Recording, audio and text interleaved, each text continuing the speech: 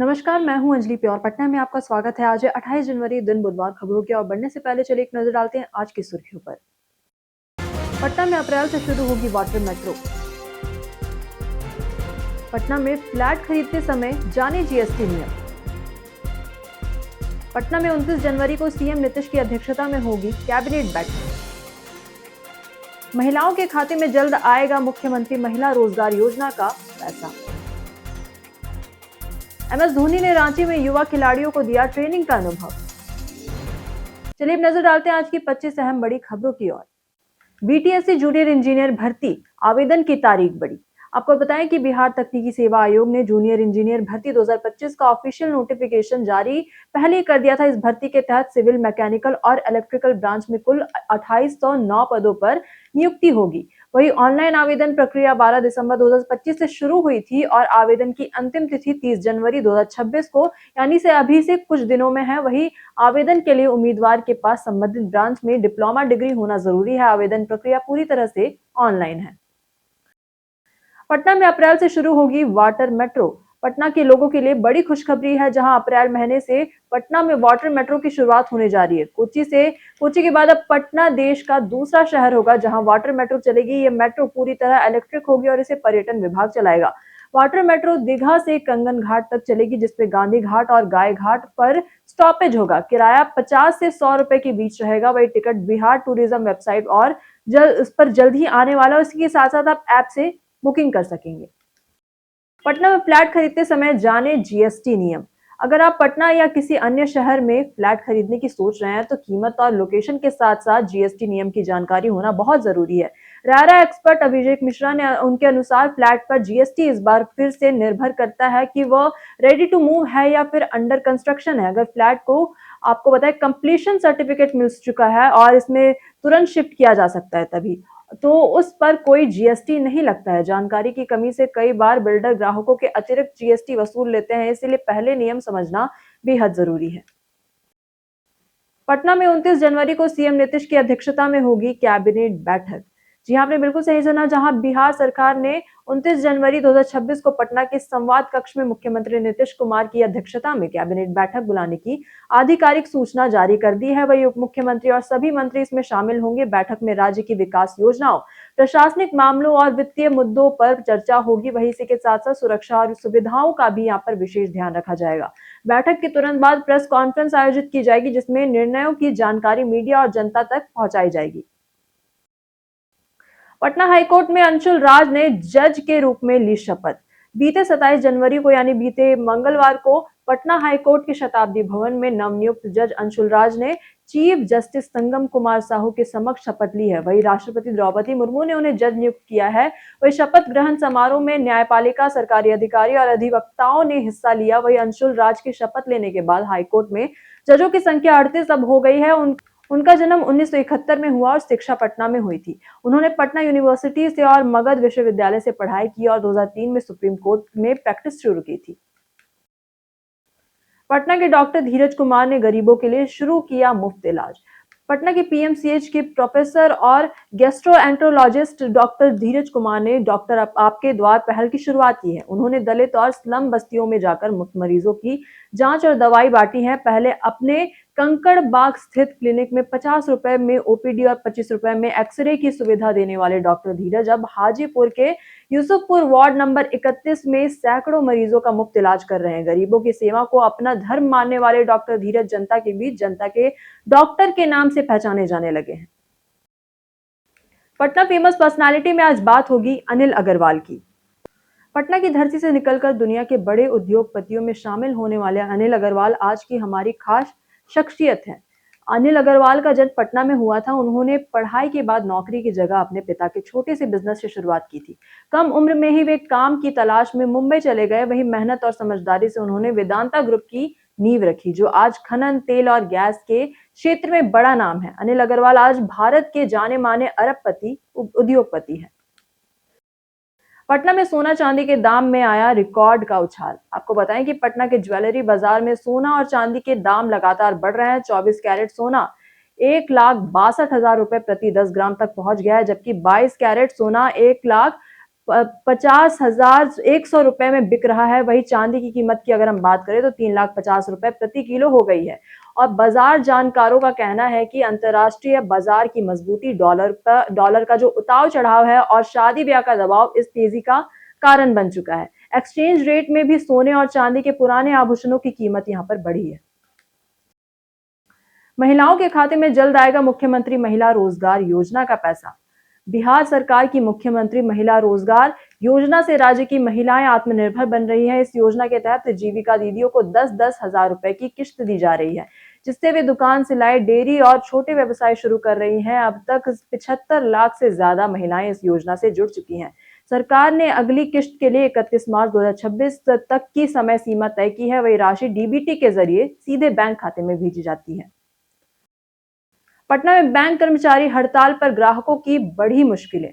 बीते दिन पटना के बैंक कर्मचारी जोरदार हड़ताल पर रहे। United forum of bank unions यानी कि यूएफबीओ ने यहां पर शहर के कई बैंक शाखाओं में काम रोक दिया है और आर ब्लॉक कैंपस और अन्य जगहों पर बैंक कर्मी प्रदर्शन कर रहे हैं। वही आपको बताएं कि कर्मचारियों की मांग यही थी कि अब बैंक केवल सोमवार से शुक्रवार ही खुले। एसबीआई, पीएनबी और बैंक और इसी के साथ साथ बैंक ऑफ बड़ौदा जैसी सरकारी बैंकें रही हैं। इसी के साथ साथ जिससे नकदी और चेक क्लियरेंस में बहुत ज्यादा परेशानी देखने को मिली। हालांकि एचडीएफसी, आईसीआईसीआई और एक्सिस जैसी प्राइवेट बैंकें खुली रही। यूनियन का कहना है कि सरकार उनकी मांगों पर ध्यान नहीं दे रही है। पटना में शकील अहमद खान के घर की बढ़ाई गई सुरक्षा। पटना में पूर्व केंद्रीय मंत्री और वरिष्ठ कांग्रेस नेता शकील अहमद खान और उनके परिवार की सुरक्षा बढ़ा दी गई है।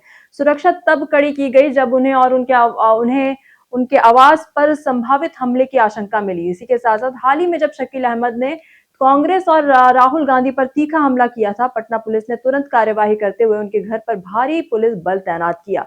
महिला पुलिसकर्मी भी सुरक्षा में यहाँ पर तैनात थी। पटना में टीआरई 4 अभ्यर्थियों ने किया जोरदार प्रदर्शन। आपको बताएं कि पटना के गांधी मैदान में बीते मंगलवार को टीआरई 4 के अभ्यर्थी सड़कों पर उतरे। वहीं उन्होंने वैकेंसी जल्दी जारी करने की मांग करते हुए सरकार और शिक्षा विभाग के खिलाफ नारेबाजी की। छात्र नेता खुशबू पाठक ने कहा कि चुनाव से पहले बार बार आश्वासन मिलने के बावजूद अब तक नोटिफिकेशन यहाँ पर नहीं आया। उनका कहना है कि चेतावनी यहाँ पर दी कि अगर जल्दी वैकेंसी नहीं हुई तो बजट सत्र के दौरान बड़ा आंदोलन हो सकता है। वही शिक्षा मंत्री ने कहा कि रोस्टर क्लियरेंस और प्रक्रिया में देरी हुई है, लेकिन जनवरी के बाद भर्ती प्रक्रिया शुरू कर दी जाएगी। लगभग 25,000 पदों पर भर्ती की संभावना जताई जा रही है। बिहार सड़क परियोजनाओं के लिए जमीन अधिग्रहण तेज करने के निर्देश। आपको बताएं कि राजस्व भूमि सुधार विभाग ने सड़क परियोजनाओं के लिए जमीन अधिग्रहण की प्रक्रिया तेज करने का निर्देश दिया है। भू अर्जन निदेशक कमलेश कुमार सिंह ने जिलों को लंबित मामलों की सूची भेजी है। इसी के साथ साथ शेरपुर दिगवारा 6 लेन पुल, NH27, NH139W और NH119D खंडों में मुआवजा भुगतान और विवाद के कारण अधिग्रहण में रुकावट आ रही है। पटना के पर्यटक स्थल में आज बात होगी गांधी घाट की। गंगा नदी के तट पर स्थित यह घाट राष्ट्रपिता महात्मा गांधी के नाम पर जाना जाता है। यही वह पावन स्थान है जहां महात्मा गांधी की अस्थियों का विसर्जन किया गया था। इसी के साथ साथ गांधी घाट अपनी शाम की गंगा आरती के लिए खास पहचान रखता है, जिसे देखने दूर दूर से लोग आते हैं। ये घाट एनआईटी पटना के पीछे स्थित है और पटना जंक्शन से करीब 5 किलोमीटर की दूरी पर है। आस्था, शांति और सुंदर नजारों के लिए गांधी घाट पटना का एक प्रमुख आकर्षण है। पटना में उद्योगपति पर हमला, सुरक्षा व्यवस्था पर उठा सवाल। पटना में रविवार शाम को वरिष्ठ उद्योगपति अजय कुमार सिंह पर हमला हुआ था। वही वह अपने फ्लावर मिल जा रहे थे। इसी के साथ साथ तभी उनके वाहन के पास 50 से ज्यादा हथियारबंद लोगों ने हमला कर दिया और कार की खिड़कियां तोड़ डाली। इसी के साथ साथ चालक ने यहां पर कार पलटकर सभी को सुरक्षित बाहर निकाल दिया। सिंह ने पुलिस में शिकायत दर्ज कराई है और इसी के साथ साथ आरोपियों की पहचान व गिरफ्तारी की मांग की है। पुलिस ने जांच शुरू कर दी और इलाके में अतिरिक्त पेट्रोलिंग बढ़ाने का भरोसा दिलाया है। बिहार में शिक्षक बनने के लिए बदले नियम। आपको बताएं कि एनसीटीई ने एनईपी 2020 के तहत शिक्षक प्रशिक्षण के नियम बदल दिए हैं। 12वीं के बाद अब 4 साल का आईटीईपी कोर्स अनिवार्य होगा, जिसमें ग्रेजुएशन और बीएड दोनों की पढ़ाई एक साथ होगी। पोस्ट ग्रेजुएट छात्रों के लिए 1 वर्षीय बीएड कोर्स होगा। वही प्राइमरी शिक्षक यहां बनने के लिए डीएलएड या फिर आईटीईपी जरूरी रहेगा। इसी के साथ साथ पुराने छात्र सुरक्षित हैं। वही नई व्यवस्था 2026-27 से लागू होगी। सरकार का लक्ष्य है कि फर्जी कॉलेजों पर रोक लगाई जाए और शिक्षक बेहतर प्रशिक्षित हों। जाने कैसा रहेगा पटना के मौसम का मिजाज। पटना में आज पूरे दिन मौसम शुष्क रहने की संभावना है। आसमान में हल्के बादल छाए रह सकते हैं और ठंडी हवाएं चलेंगी, जिससे सर्दी का एहसास बना रहेगा। दिन भर धूप कमजोर रहेगी, इसकी इसीलिए ठिठुरन कम नहीं होगी। लेकिन कुल मिलाकर पटना में दिन भर मौसम ठंडा और शुष्क बना रहेगा। बिहार बोर्ड की परीक्षाओं में अब एआई से होगी निगरानी। बिहार में इंटरमीडिएट की परीक्षा 1 फरवरी और मैट्रिक की परीक्षा 17 फरवरी से शुरू होगी। वहीं बिहार बोर्ड ने परीक्षा के दौरान सख्त निगरानी की तैयारी कर ली है। हर एग्जाम सेंटर पर पुलिस अधिकारी और सीसीटीवी कैमरे होंगे। स्टूडेंट्स कैमरा, फोन या फिर स्मार्ट गैजेट्स लेकर नहीं जा सकेंगे। खास बात यह है कि इस बार एआई तकनीक का इस्तेमाल भी होगा, जो फर्जी डॉक्यूमेंट या फिर किसी के बदले परीक्षा देने वालों को तुरंत पकड़ लेगा। पटना पुलिस ने सिपाही भर्ती के झांसे में ठगों का यहां पर खुलासा किया है, उन्हें पकड़ा है। पटना में पुलिस ने 2 दलालों को गिरफ्तार किया, जो सिपाही भर्ती में पास कराने का झांसा देकर अभ्यर्थियों से लाखों रुपए ऐंठ रहे थे। वह आरोप है कि 70 से ज्यादा लोगों को चूना लगा चुके हैं और 6 से 7 लाख रुपए तक मांगते थे। आपको बताएं कि पुलिस ने उनके पास से अभ्यर्थियों के दस्तावेज और एग्रीमेंट बरामद किए, जहां सिटी एसपी पश्चिमी भानु प्रताप सिंह के निर्देश पर यह कार्यवाही हुई। बिहार में नई रोड मेंटेनेंस पॉलिसी जल्द होगी लागू। बिहार सरकार ने अगले 7 वर्षों में 19,327 किलोमीटर सड़कों के रख रखाव के लिए 21,000 करोड़ रुपए का प्रस्ताव लोन वित्त समिति को भेजा है। वही नई रोड मेंटेनेंस पॉलिसी में गड्ढों की मरम्मत के लिए प्रशासनिक स्वीकृति जरूरी नहीं होगी, जिससे तेजी से काम होगा। वही 100 पैकेज बनाकर अलग अलग रोड डिवीजन के लिए निविदा प्रक्रिया शुरू होगी। इसमें आर्टिफिशियल इंटेलिजेंस और मशीन लर्निंग का इस्तेमाल होगा, जिससे सड़क की निगरानी रियल टाइम कमांड सेंटर से की जा सकेगी।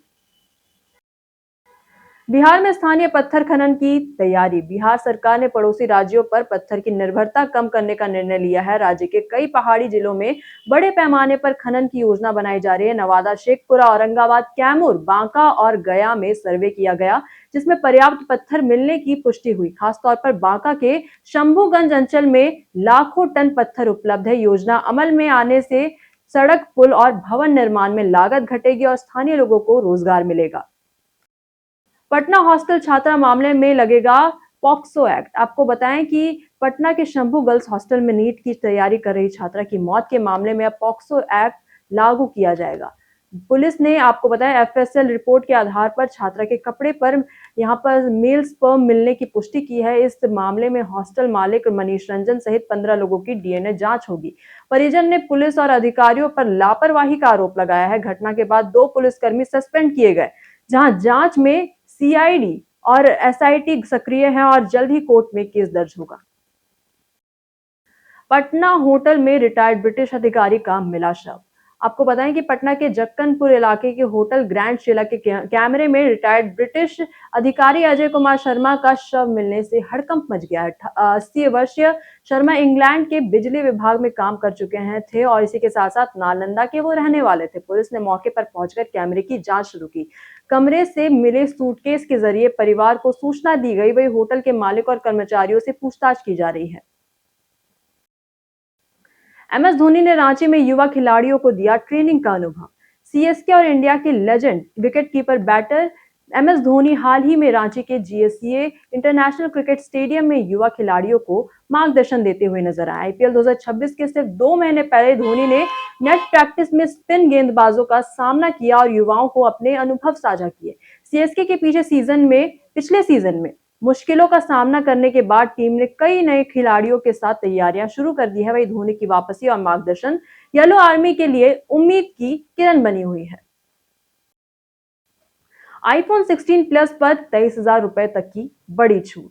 आपको बताएं कि अगर आप नया आईफोन लेने का प्लान बना रहे हैं तो ये खबर आपके लिए खास है। विजय सेल्स पर आईफोन 16 प्लस पर भारी छूट मिल रही है। इस फोन की लॉन्च कीमत 89,900 रुपीज यहाँ पर दी गई थी, लेकिन अभी भी ये करीब 71,819 रुपीज से यहाँ पर मिल रही है, यानी कि सीधे 18,000 रुपए से ज्यादा का यहाँ पर डिस्काउंट मिल रहा है।